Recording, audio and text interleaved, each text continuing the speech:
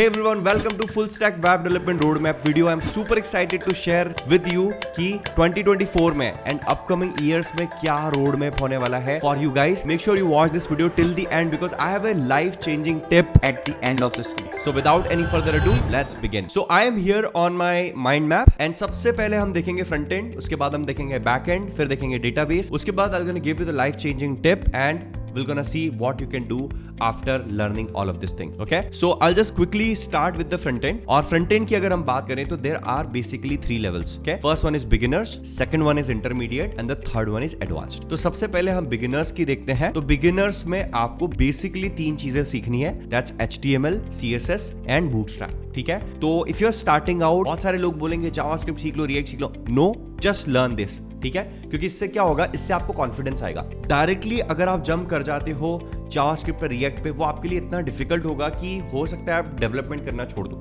So first learn this, और ये करने के बाद आप छोटा छोटा कुछ प्रोजेक्ट्स बनाओ and then move on. Then comes the intermediate thing. The intermediate thing, इसमें 2 चीजें हैं. First one is JavaScript and second one is JavaScript projects. Okay, अब गाइस ये बहुत ज्यादा इंपॉर्टेंट है कि आप जावास्क्रिप्ट के बाद जावास्क्रिप्ट प्रोजेक्ट्स बना रहे हो, क्योंकि बहुत सारे लोग जावास्क्रिप्ट सीख लेते हैं और उसके बाद वो एक भी प्रोजेक्ट नहीं बना पाते. तो ये इनेबिलिटी प्रोजेक्ट्स बनाने की, it will be a big problem for you people. ठीक है, so make sure you are learning JavaScript and you are doing JavaScript projects. उसके बाद आता है एडवांस्ड. तो एडवांस्ड में आपको सीखना है React and you have to learn do React projects.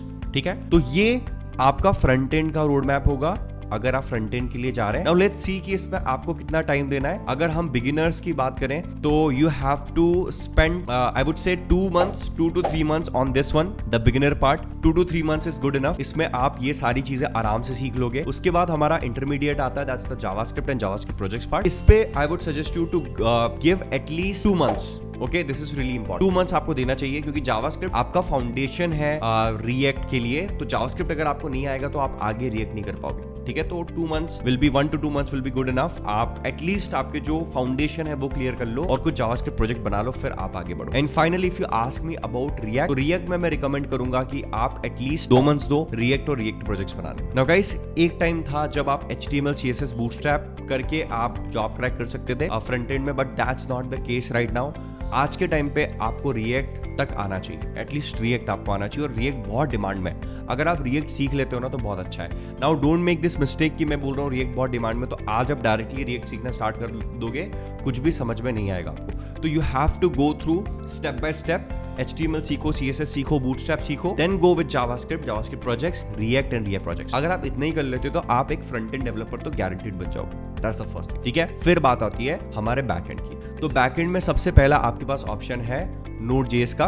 तो Node.js आपको सीखना है और Node.js के साथ साथ आपको एक्सप्रेस सीखना है. Now the great thing is कि अगर आपको जावास्क्रिप्ट आता है तो फिर आपके लिए Node.js सीखना आसान होगा. तो अगर आप फ्रंट एंड डेवलपर बनते हो, if you start as a front end developer, तो आपको बैक एंड सीखना इतना डिफिकल्ट नहीं होगा. ठीक है, so that's the important thing जो आपको पता होनी चाहिए. और Node.js सीख रहे हो ना तो उसके साथ साथ आपको एक्सप्रेस भी आना चाहिए. एक्सप्रेस क्या है? फ्रेमवर्क है. ठीक है, Node.js का. इससे चीजें आपकी आसान हो जाती है. तो Node.js के साथ आपको एक्सप्रेस सीखना है. सेकंड, आपको सीखना है PHP. ठीक है, PHP मतलब इनमें से सारी चीजें नहीं सीखनी है तो Node.js सीखो, PHP सीखो. I am giving you multiple options. और PHP के साथ जा रहे हो तो इसका पॉपुलर जो फ्रेमवर्क है वो है Laravel. ठीक है, तो हमेशा जब भी आप ये चीजें कर रहे हो तो इसके फ्रेमवर्क्स आपके लिए इंपॉर्टेंट है. थर्ड ऑप्शन है पाइथन के साथ है आपके साथ Django. ठीक है, और फिर आता है आपका जावा के साथ आता है आपका स्प्रिंग फ्रेमवर्क. तो ये 4 ऑप्शन है आपके पास. If you ask me what option should I go with, तो मैं आपको बोलूंगा गो विद Node.js. ठीक है, तो इससे आपका मर्ज टेक हो जाएगा, क्योंकि आपको ऑलरेडी HTML, CSS, जावास्क्रिप्ट आता है, तो आपको Node.js सीखने में ज्यादा प्रॉब्लम नहीं होगी, क्योंकि बहुत सारी चीजें सिमिलर होगी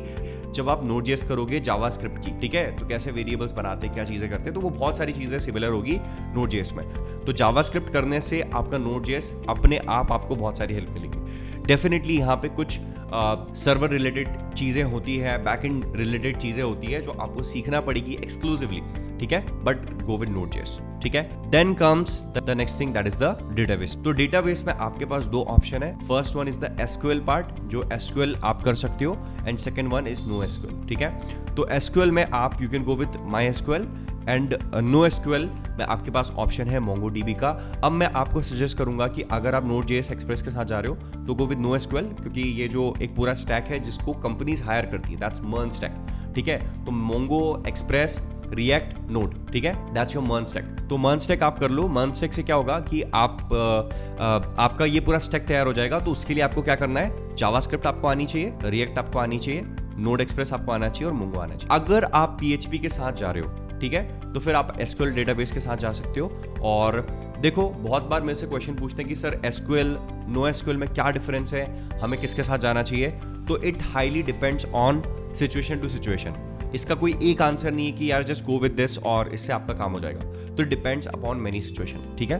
तो या तो SQL या NoSQL दोनों में से आप किसी पे भी जा सकते हो। उसके बाद the life changing tip, guys this is really important that will gonna change the game, create tons of projects. जब मैं बोलता हूं कि ये सारी चीजें सीखो आप, तो बहुत सारे लोग क्या करेंगे, HTML सीख लेंगे, CSS सीख लेंगे और बोलेंगे सर हमको आ गया। बट आपने प्रोजेक्ट अगर नहीं बनाया तो आपकी कोई लर्निंग नहीं। आपने जावास्क्रिप्ट कर लिया लेकिन प्रोजेक्ट नहीं बनाया तो कोई लर्निंग नहीं, रिएक्ट कर लिया प्रोजेक्ट नहीं बनाया तो कोई लर्निंग नहीं। और जब मैं प्रोजेक्ट की बात कर रहा हूं तो without help of any other source, तो कोई आपको दूसरे मीडियम की हेल्प नहीं होनी चाहिए। आपको गूगल से कॉपी नहीं करना है, आपको चैट GPT से कॉपी नहीं करना है, कहीं से कॉपी नहीं करना है, आपको खुद को बनाना है प्रोजेक्ट। और जब आप ये प्रोजेक्ट बना लेते हो तभी ये माना जाएगा कि आप कैपेबल हो करने के लिए, ठीक है। तो create tons of project. Second one is don't use chat GPT to create projects. आप चैट GPT को कॉन्सेप्ट को सीखने के लिए यूज करो, but guys please please please it's a humble request to everyone, project जो है वो उसमें हेल्प मत, क्योंकि प्रोजेक्ट बनाना सीखना तो अल्टीमेट काम है। अगर एक बार आप बनाना सीख जाती हो तो कंपनीज के अंदर आप अपना काम फास्ट कर सकते हो GPT को यूज करके, कोई प्रॉब्लम नहीं है, ठीक है। Even I right a lot of code through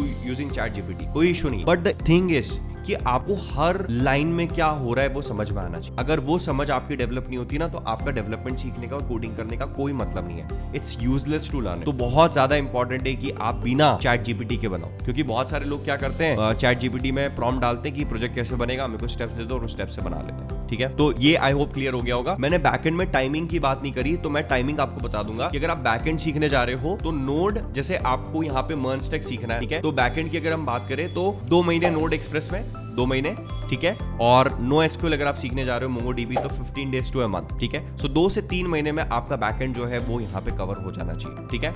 और इसके बाद अगर हम देखें पूरे आपके फुल स्टैक डेवलपमेंट की जर्नी की, तो 6 month to 8 months अगर आपको एक अच्छा डेवलपर बनना है। And guys please don't make this mistake. बहुत सारे लोग क्या करते हैं कि थोड़ा बहुत जावास्क्रिप्ट सीख लेते हैं, थोड़ा बहुत HTML CSS सीख लेते हैं, थोड़ा सा नोड एक्सप्रेस सीख लेते हैं, थोड़ा सा मोंगो सीख लेते हैं और बोलते हैं जॉब नहीं मिल रही। गाइस आज के टाइम पे कंपटीशन है और ऐसा नहीं है जॉब्स नहीं है, जॉब्स मिल रही है, बट उन लोगों को मिल रही है जो लोग अच्छे हैं, ठीक है। ऑलवेज मेक श्योर कि अगर आप जॉब के लिए जा रहे हो तो आपको एटलीस्ट थोड़ा अच्छा नॉलेज हो। और वो कब आएगा, जब आप डेडिकेटेडली चीजें बनाओगे, अच्छे से करोगे, थोड़ा सा टाइम दोगे, ना कि सरफेस लेवल पे थोड़ा सीख के रेज्यूमे में डाल के आप चले जाते हो, उससे रिजल्ट्स नहीं मिलने वाले, ठीक है। तो उसको अच्छे से करना important. Now guys what's next, ठीक है। तो once you learn all of this, आप जॉब और फ्रीलांसिंग के साथ जा सकते हो। बहुत सारे लोग मुझसे क्वेश्चन पूछेंगे सर जॉब के लिए जाना चाहिए, फ्रीलांसिंग के लिए जाना चाहिए, दोनों आपके लिए अच्छे ऑप्शन है। और मैं आपको रिकमेंड करूंगा द फ्री ट्रेनिंग, जो मैं आपको लिंक डिस्क्रिप्शन में मिल जाएगा, जहां पे मैं आपको बताऊंगा कि कैसे आप फ्रीलांसिंग में या जॉब में अपना करियर स्टार्ट कर सकते हो like really fast in 90 days।